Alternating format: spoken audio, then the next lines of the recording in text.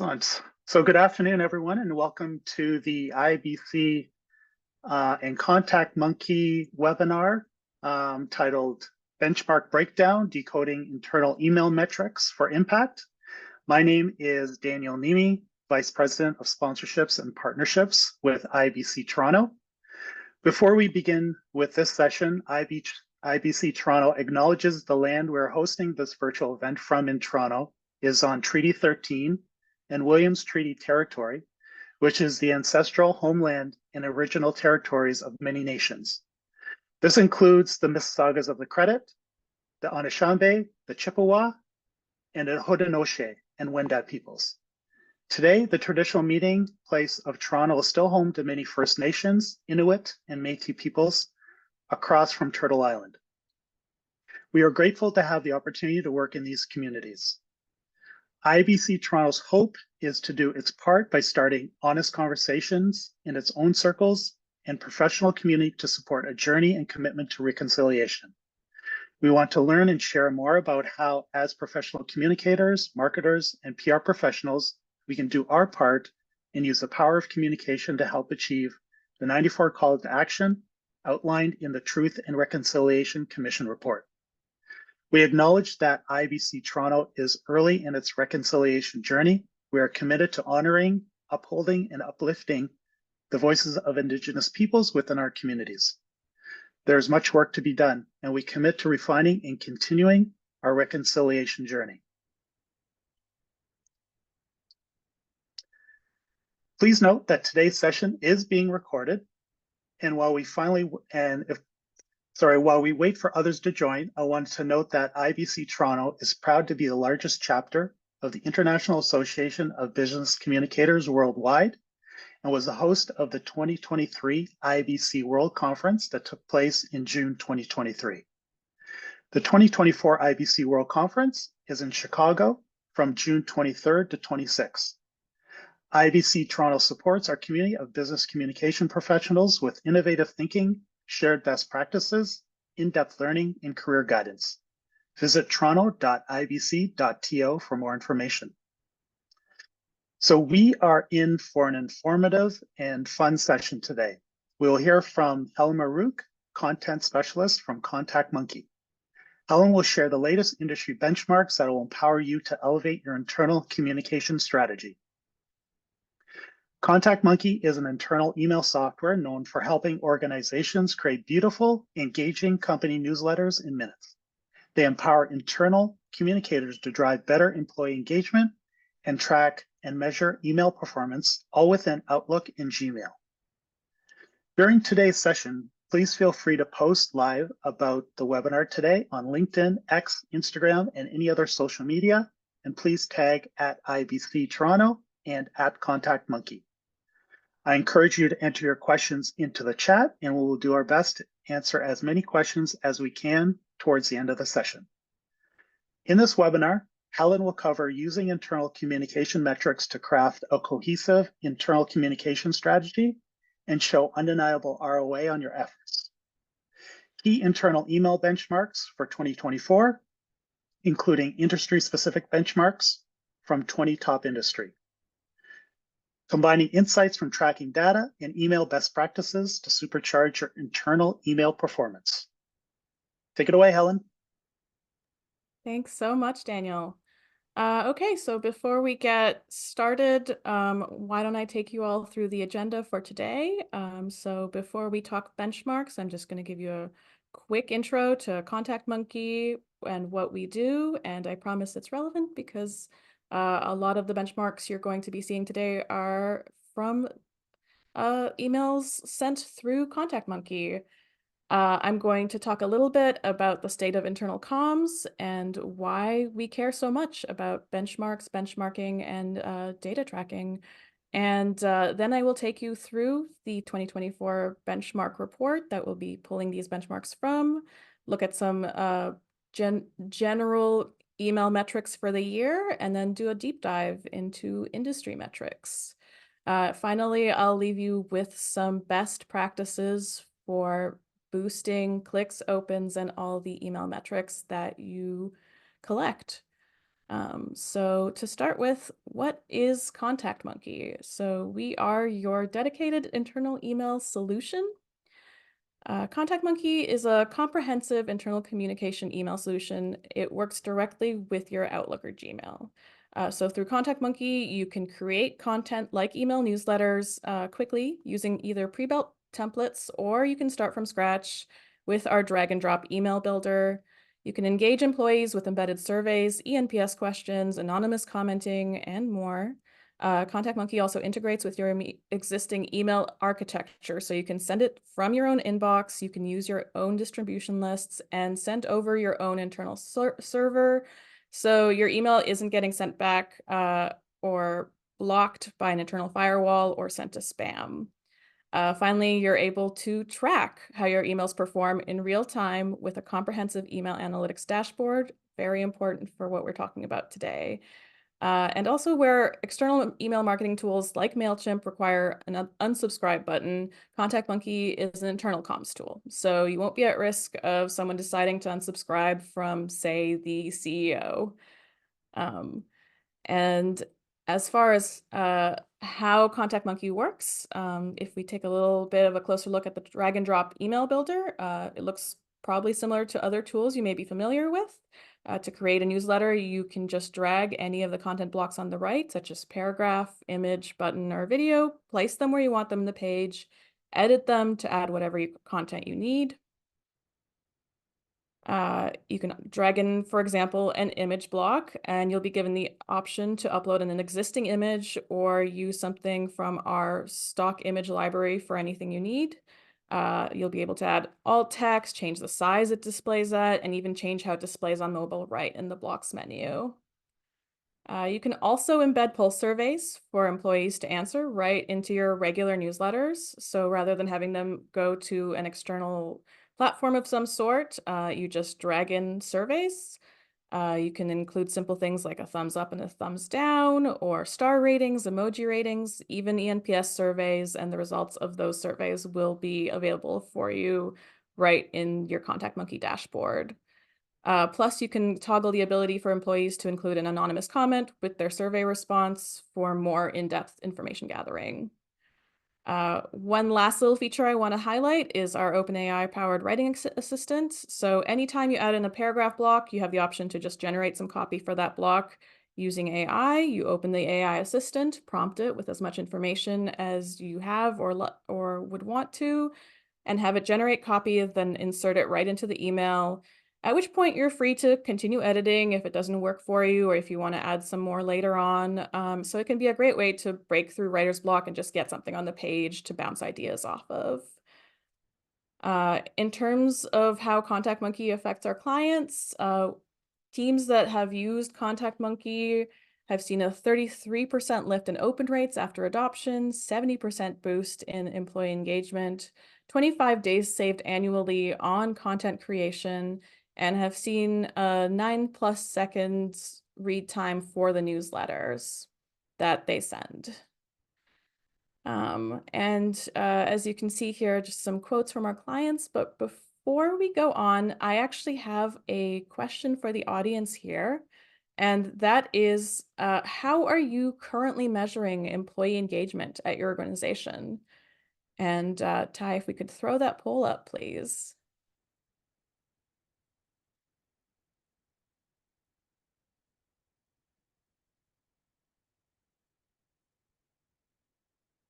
So just give it a little bit of time for everybody to vote. And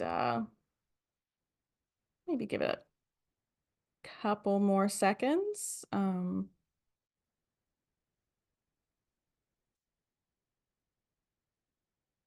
Okay.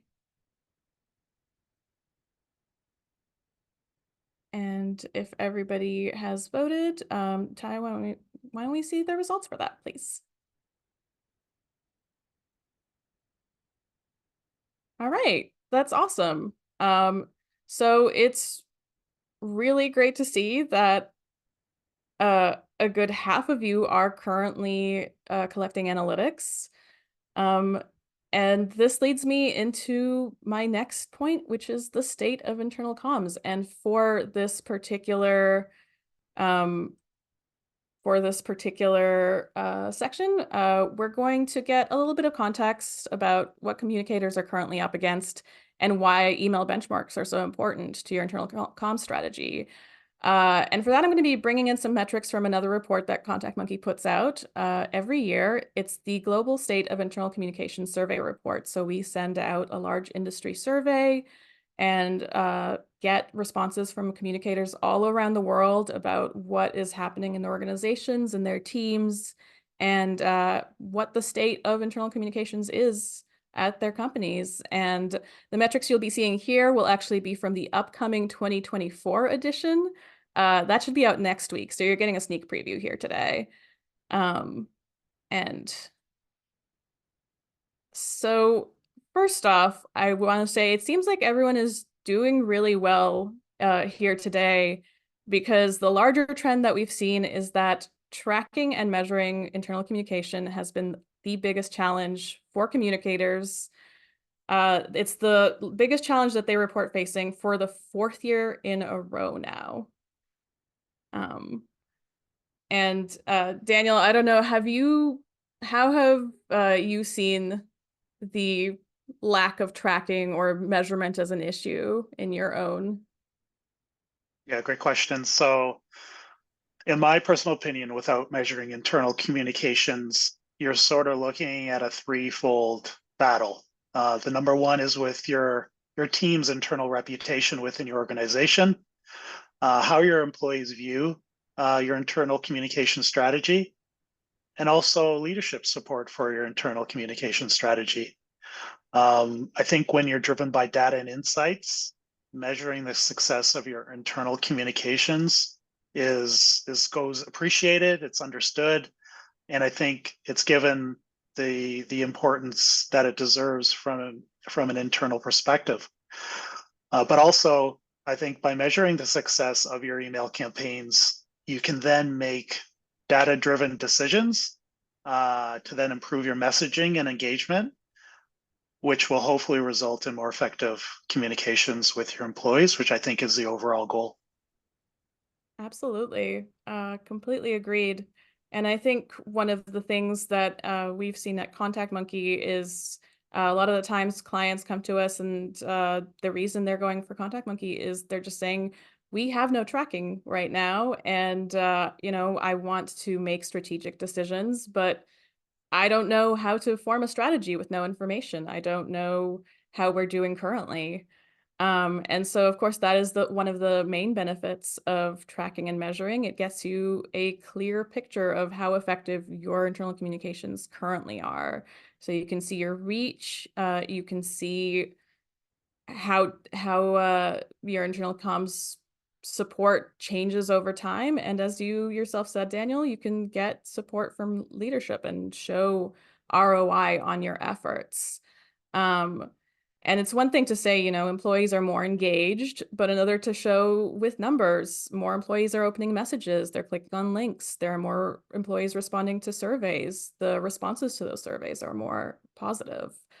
It's also where benchmarks come in, because any metrics are only going to tell a complete story when put in context.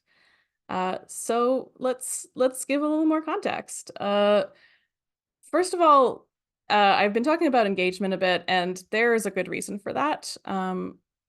Because let's talk about disengagement.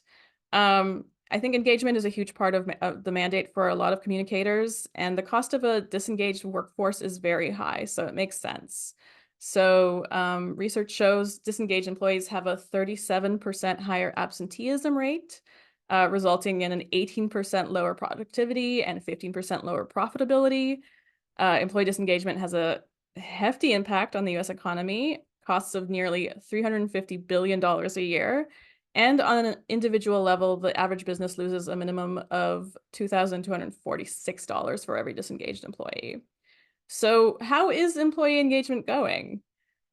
Well, according to the State of Internal Comms survey, not as great as we could hope.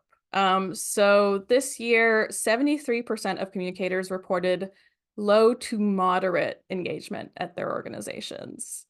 And 57%, so greater than half, just said moderate.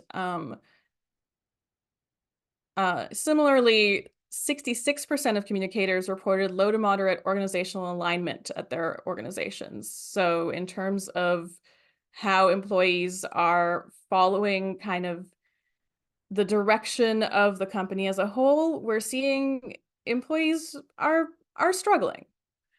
And so where measurement comes in, where benchmarks come in, is first of all, you just need to be able to know these things to have any impact on them. You need to be able to measure what that alignment and what that engagement looks like. But you also need to be able to say, hey, this is how we're doing in context of the industry, you know? And the last thing I will say is this is a question we get asked a lot at Contact Monkey. We get asked why email. A lot of people, you know, have diversified their tech stack. They're going, why is email the thing that I should focus on when I'm looking at tracking, when I'm looking at measuring internal comms and making an impact with internal comms? And simply put, email is still just at the center of communications for the majority of companies. So as of this year, 75% of communicators report relying more on email in a hybrid or remote environment. 62% of companies in 2024 reported having either a hybrid or fully remote structure. So this is not a small amount of companies. This is the large majority are using email for most of their internal comms. Similarly, 48% of communicators report relying most on email newsletters for employee communication. And that's actually, that number has seen growth since last year. And the next most popular tool is our tools are like internet at 30% and instant messengers at 7%. So in terms of what tools communicators are using, it is email. And that means if you want to make an impact, you have to start where you're currently communicating. You have to start with understanding how the bulk of your communications are being viewed, received, opened, etc.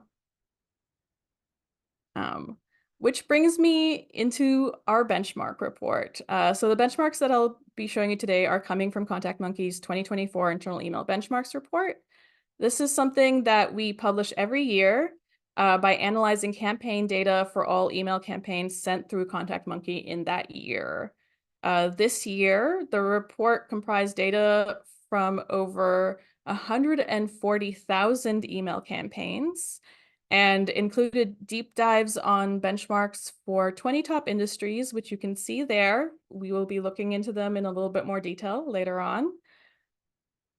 In terms of the size of company that were included, there were metrics from companies as small as 50 employees all the way to over 10,000 employees.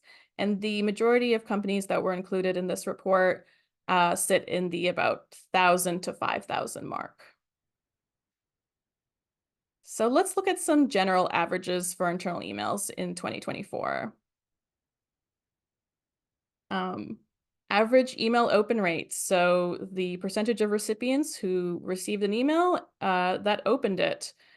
In terms of all emails sent through Contact Monkey, 69% was the average email open rate, with the highest being about 99% and the lowest being about 10%. For click rate, so this is the number who clicked on at least one link in an email out of the total number of recipients. 10% is where we're hovering at, with the highest click rate being about 98% and the lowest being about 1%.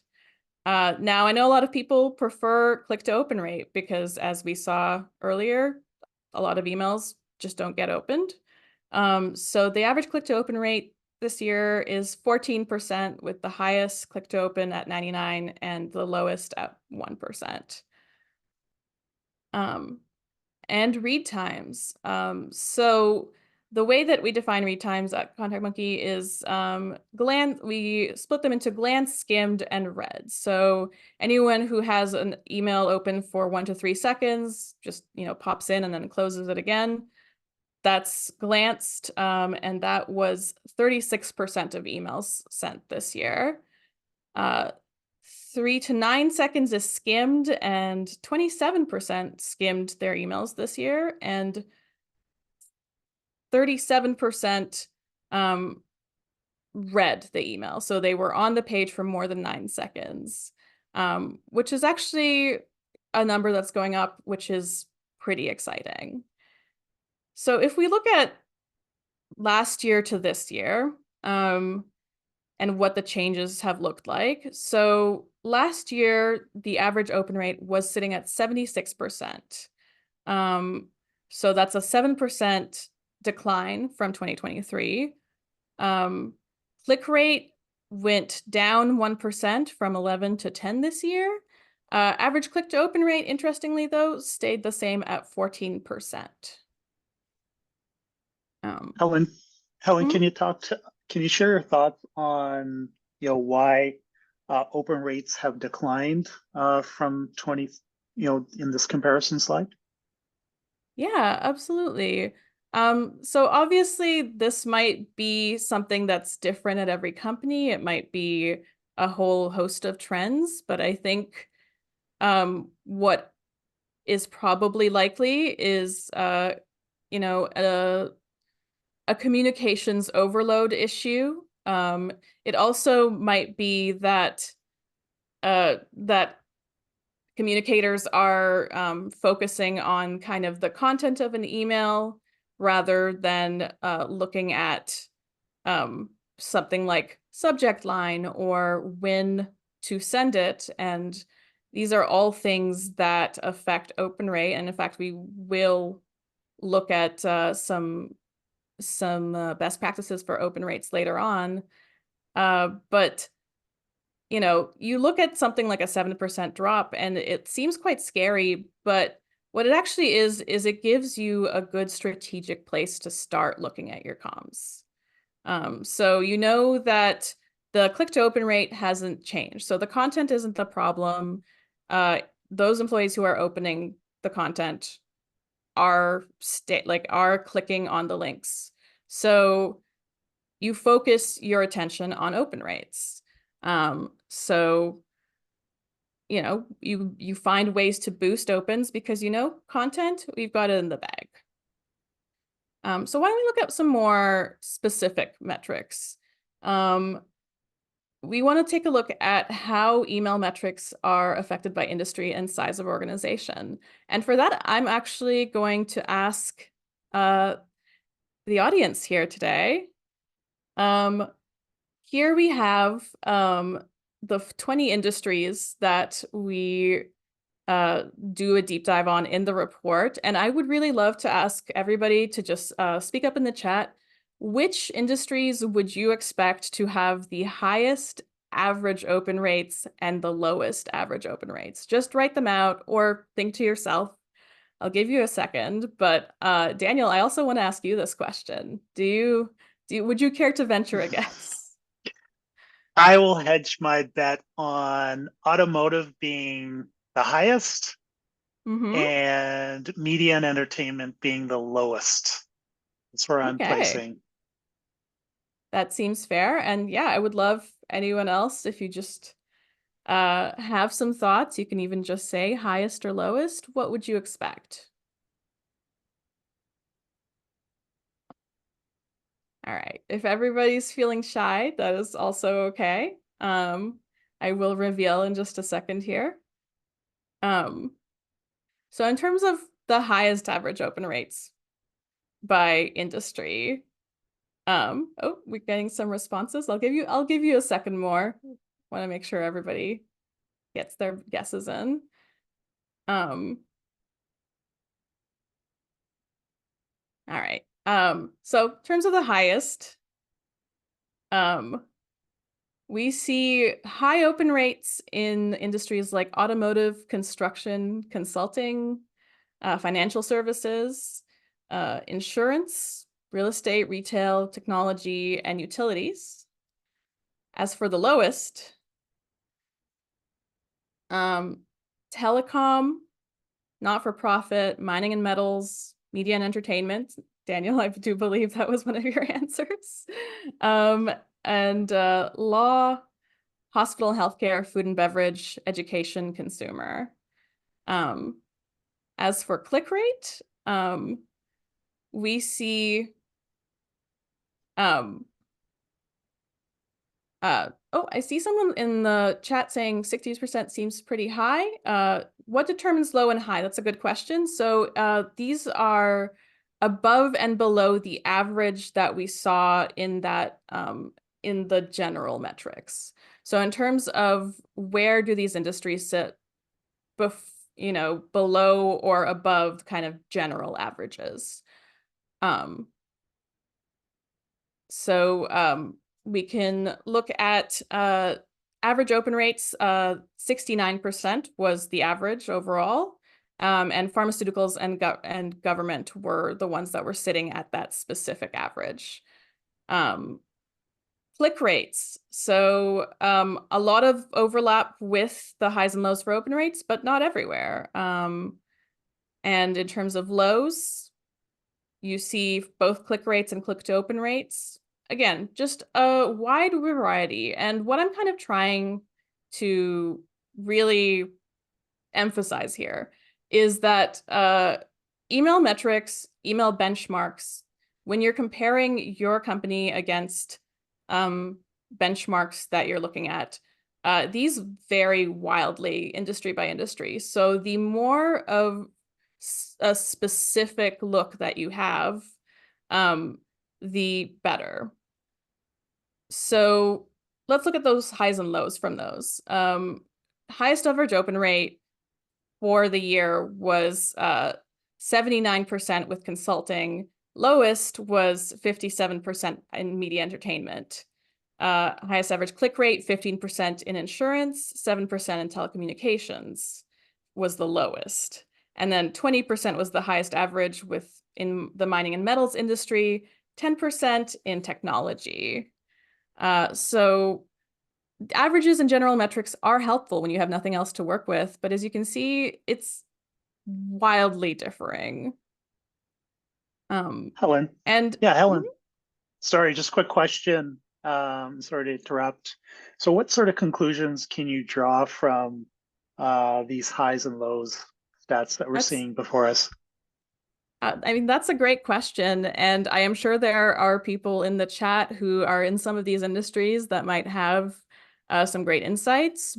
But just looking at these numbers right now, I can certainly venture some guesses. For example, that high click to open rate with mining and metals, an industry like mining and metals, I would imagine have, very pressing crisis comms. So if you have crisis comms going out and people are opening those, there's probably a high degree of people who are clicking on things because they're urgent versus something like technology. As somebody who technically works in the tech industry, I can tell you we get a lot of emails, and we get a lot of emails that don't really require a lot of input from us, both not even internal, just external. So you might just be getting overloaded with emails, and you're just taking time to glance and then clicking right back out again. Something like consulting, where you're probably getting a lot of emails that are, again, like quite important and pressing. Maybe you're opening those and just seeing very quickly, is this relevant or not? Media entertainment, you're probably seeing just, a real slew of comms, and maybe you're not bothering. And so somebody in the chat mentioned org size, that's actually what we're going to be looking at next. So how does company size affect things like open rate, click rate, and click to open? So this one I'm not going to ask anyone to guess, but in terms of sizes that are kind of hitting that average or above average, really only 200, about like 200 to 500 employees is kind of the sweet spot. Everyone else we're seeing, or 10,000 plus, sorry. Click rate, click to open rate, we see very similar trends. And obviously this is a little bit hard to kind of grasp on this kind of, in this kind of format. So handy graph. So as you can kind of see, engagement with internal comms tends to peak in the 51 to 500 employee range, and it starts to climb back up after about 10K employees. So, which is an interesting thing to see graphed that way. And in terms of, you know, what can you, why you might be seeing data like this. It could be that, for example, in that 51 to 500 range, that's where, you're still at an organization where everybody kind of knows each other. You're still getting comms that are very relevant to you specifically, rather than being sent out to a very large team that might, only 20% of the people in that team actually need to know any of that information. And you're probably just less inundated with emails altogether. And why I would imagine that 10,000 plus bump is happening is that's the level where, a company of 10,000 is not all crammed into a single office. They are probably, siloed off in regional offices. So in terms of like the size of the office, we're actually looking at, in some ways, a bunch of smaller companies. Again, those are my guesses based on the data. I'm sure there are people here who also have some thoughts. So let's look at some email best practices. How do we use this data in our communications practice? And don't worry, there will be more data coming in this section. Before I say anything, I want to emphasize the first step of any internal communication strategy overhaul is collecting comprehensive data. So you have those benchmarks, but you have nothing to compare them against unless you have your own benchmarks being set internally, unless you're collecting data internally. So once you have those, how do you get your comms, buzzing? And first off, let's talk about email frequency. Kind of the big ones. Consistency is key. So you want to establish a consistent cadence for things like newsletters and other communications. If employees know that you are getting a newsletter out every Friday at such and such time, they know to expect it, they know what it is when it hits their inbox, they are much more likely to open it. Also, don't over or under communicate. So adjust your email frequency based on engagement. This is where measurement once again comes in. You don't want to inundate employees, but you also don't want to be not communicative. And when you do have a lot of news to send, to share, prioritize it. So any less time-sensitive emails, you can combine those into a single digest.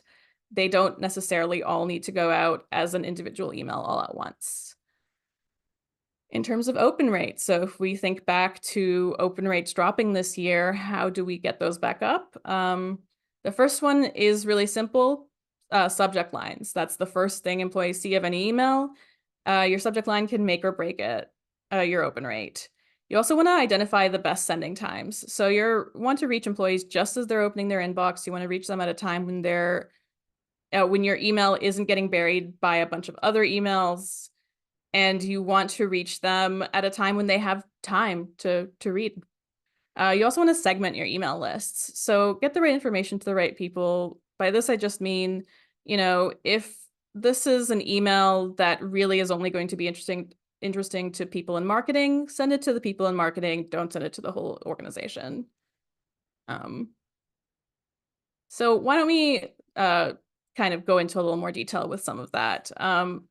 Subject lines. So what are the elements of an attention-grabbing subject line? The first one is just specificity and detail. So if we look here at these two, so something like can't miss tactics for internal communicators versus something like bad culture is the #1 reason employees leave.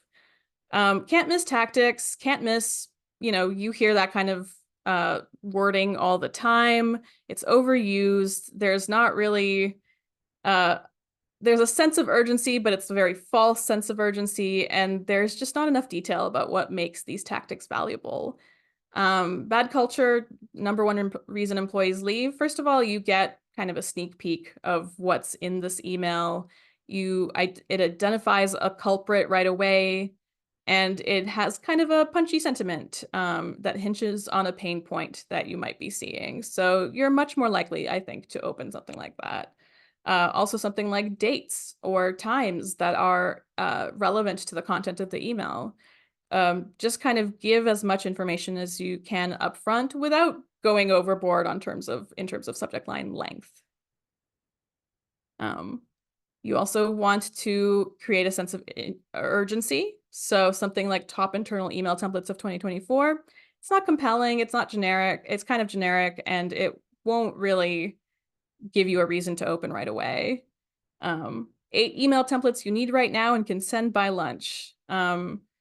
It's going to immediately tell you, hey, you can look through this really quickly. You can start using it right away, and it's not going to be, it's not going to be a painful experience. Open this right now and get going, and that's always going to have more of an impact. The final one, curiosity and personalization. So you want to make it feel like this email is for the person you're sending it to, even if it's for them and everybody else. So something like engaging employee feedback tips for you. Just because you say something's engaging doesn't mean it actually is. It's kind of boring. It's not memorable. What if you got an email in your inbox saying, "Are you asking your team the right questions, Stan?"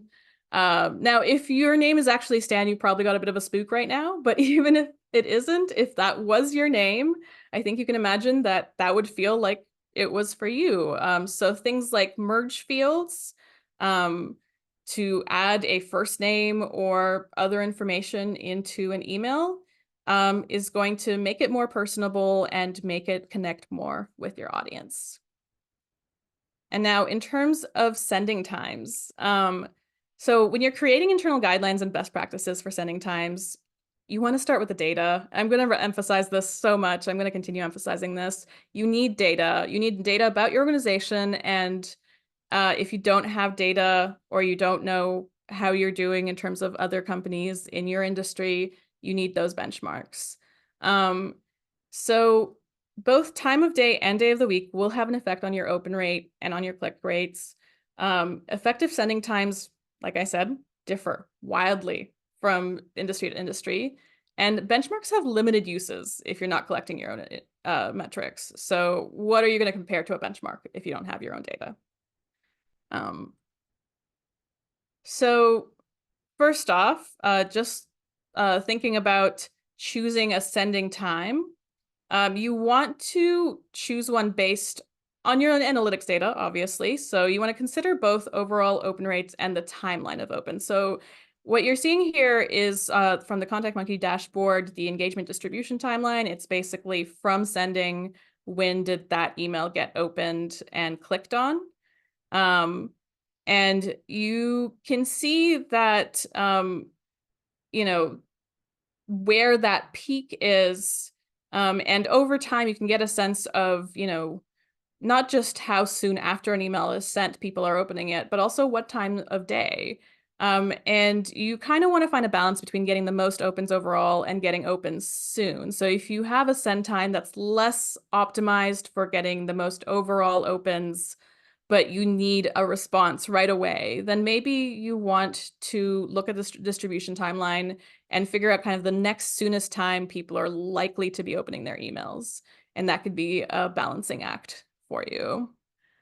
Like I said, day and time matter. Of the 20 industries that we looked at in the benchmark report, we had in general, the most effective day of the week to send was Monday, and that was the best sending day for 12 out of 20 industries. The least effective day of the week to send was Sunday, which was only the best sending day for 2 of the 20 industries. Most effective sending time was 10 a.m. and the least effective sending time was 7 a.m. Now, I do want to emphasize this is a generalization. If you work on any of those industries that are comprising the data on the right, so that Sunday, that 7 a.m., those are still your best sending times. So you want to look industry by industry whenever possible. So, just to kind of really drive home the differences here, if you work in the legal industry versus the utilities industry, your best and time and day for internal emails wildly different. So you want to make sure that you understand, and the benchmark report does have best days and times for all of the 20 industries that we look at. In terms of improving click rates, you don't want to overlook design. Design helps make an email easier and more engaging to read. That's what it's there for.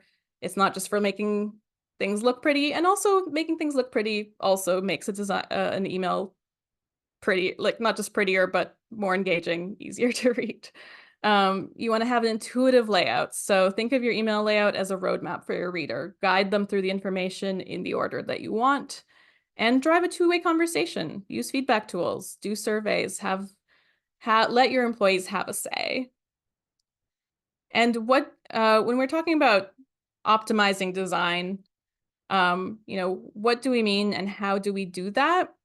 Well, first of all, I'm a big advocate of click maps. So what is a click map? It's basically an activity heat map that lets you see your link click-throughs in the context of the original email.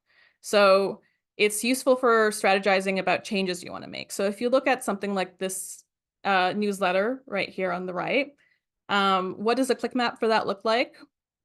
Something like this. So you can see that of the 3 links included in the email, 2 of them got 30 plus click rate, but then that skill boost alert at the very top is only getting 15% click-throughs. So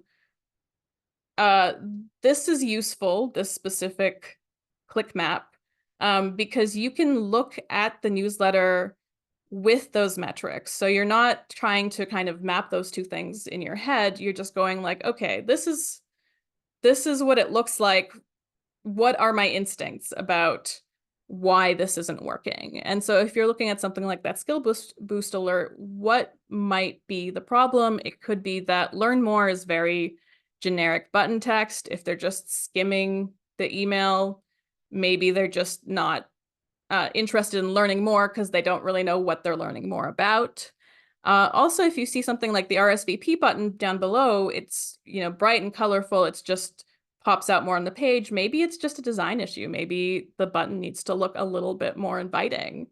On the other hand, if something like the team building event weren't getting clicks and the other 2 were, then you might come to the conclusion, oh, all of the content on one side is getting clicks and not on the other. Maybe it's just a matter of people skimming down the page. And I really want to emphasize it could be content. There's no doubt that it could just be the content, but this is something that you can try, that you can iterate on, and that you can make changes based on the data and then see data in future newsletters to kind of see what the best practices for your organization are. And so in this case, you could change the copy, you could change the design. So that skill boost alert now says empower career, it's bright blue. it might not work, but it gives you something to try based on your actual observations of your content. And as you collect data over time, you see trends, you make changes, you test your hypotheses, and those design standards get kind of solidified. And so we're almost at the end. So these are just kind of some extra best practices that you might want to think about. Keep communications mobile friendly. Make sure your emails are able to be opened on mobile.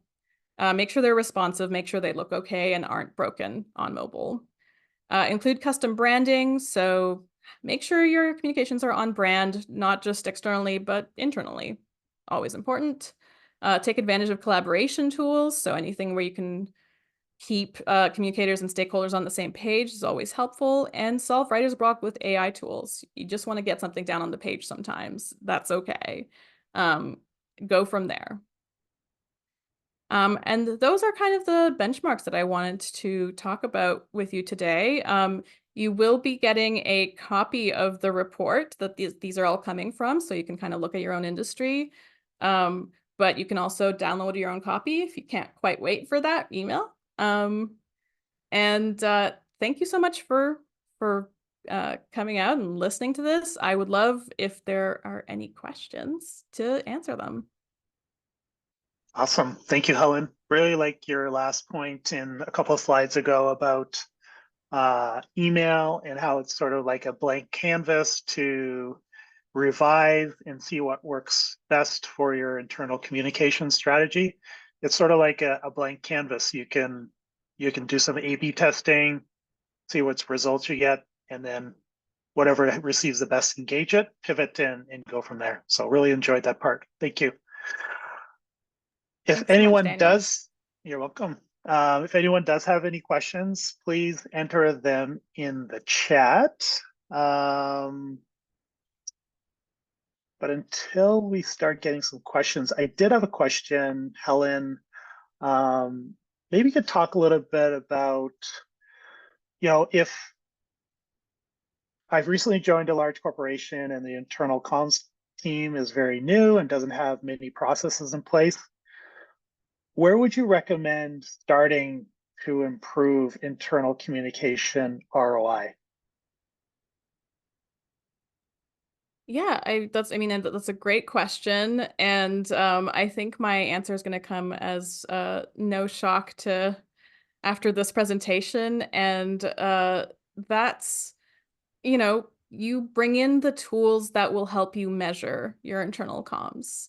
The first thing you're going to need is always tools that work for you, but always keep an eye to tracking and measurement and finding ways to show progress as you make any further changes. So understanding what is and what isn't working is great. It also gives you a place to focus your efforts, because you might in some ways have great comms and in other ways not really have as much happening. So, if you can measure it, you can get that information and you can strategize from there forward. Awesome. Thank you. We do have a question from Marianne. Thank you so much for your question and putting it in the chat. Do you know offhand what the two industries are that Sunday is the best email time? And Marianne works for Girl Guides of Canada, and she finds that weekends work well to reach our volunteers. So I'm curious if not-for-profit is one of them. That is a good question. I think I could probably pull that up for you. I know offhand, I know that one of them is retail. And let me just find that other one for you real quick. I bet I could do it. So it's actually retail and insurance are the two where you're getting responses and opens more for Sundays. And that doesn't mean that no other industries, will get that no other industries get opens and clicks throughs if they send on Sundays. It just means that for those particular industries, it's a higher than average amount of opens and that you see if you send something through on a Sunday. Thanks so much for that question, though, Marianne. Excellent. And Helen, another question from me. Mhm. What's more important for internal communications metric? Would you say it's click rates or open rates? What would you generally focus on? Um, I would say that's a great question. And with so many things, my answer is going to be it depends, unfortunately. But I do actually think that in this case, if we think back to that kind of drop in open rates that we saw this year, um, you might want to start with something like that. Is looking like, what is there a one of those things that is dropping, or that you're seeing like a really um, infrequent amount of engagement with emails, but those people who are clicking, like who are opening them, are clicking through. Maybe that's not the thing to focus on. Um, on the other hand, maybe if your organizational mandate is like, get get people going to these links, get people um, engaging with the content inside the emails. Maybe even if your open rates aren't as high, you're really focusing on those click-through rates. Um, I think it really depends, but you want to start with the data first and foremost, is look at what does your actual organizational, what are your problems? What are your challenges in your organization? And if you don't necessarily know, you know, start with that. And also, I would emphasize, look at your industry, because, you might have that general benchmark in mind. So like that general 69% open rate, that's the average this year. And you might be looking at something like a 67, and you're going like, oh my God, like it's so low. What are we going to do? We're below our competitors. And then if you actually look at your industry, maybe your industry is sitting at like a 65% open rate, and you're actually way ahead of the curve. Um, so in that case, you're golden. Maybe that's not the thing that you focus on. Awesome. Thank you for answering that. Also, what would you recommend doing if your organization is in an industry that wasn't mentioned in the report? That's a great question. Um, I mean, first of all, I will say that as much as I've been harping on these industry specific ones, we do have the general ones that you can start with. But more importantly, you can start, you can start building and sharing and working off of your own internal benchmarks. So the industry ones are great to start off with, but if you are collecting data consistently, and if you have, several years of data going back, that's a great place to start and look at, like, what are our averages? What can we look at in terms of improving, and, what goals do we want to set for ourselves vis-a-vis our own internal benchmarks? And so start with tracking. Start with your own internal tracking information. And, industry benchmarks are a great tool to use in combination with that, but I would say your own tracking is always going to trump everything else. So, it's okay if you don't have those industry benchmarks, as long as you have your own internal benchmarks. Excellent. Thank you for that. And one final question. How important is optimizing email for mobile for employees? Yeah, so I touched on it a little bit in the end, but that's actually, I would like to kind of talk about it a little bit more, because so one of the things that we look at in this report, and I didn't include it so much in these slides, but it is good to know, is desktop versus email versus mobile opens for emails. And what we're kind of seeing um, year over year is that, most people are opening their emails on desktop, but not all. And certainly in some industries, quite a few are opening on mobile because, you know, you have frontline workers, you have deskless employees that are just not going to be sitting at a desk and opening their emails. And regardless, you want employees to be able to open those emails kind of wherever and whenever.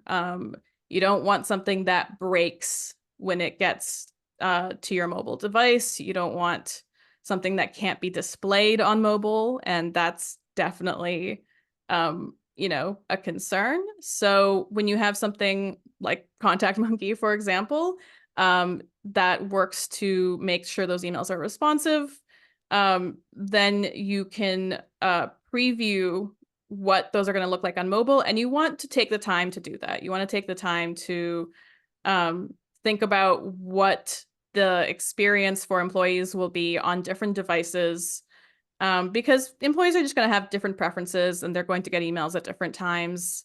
You know, it's not a bad idea to make sure that they're helpful, that those emails are helpful for them and are useful to them, no matter how they engage with them. Excellent. Thank you so much for that answer.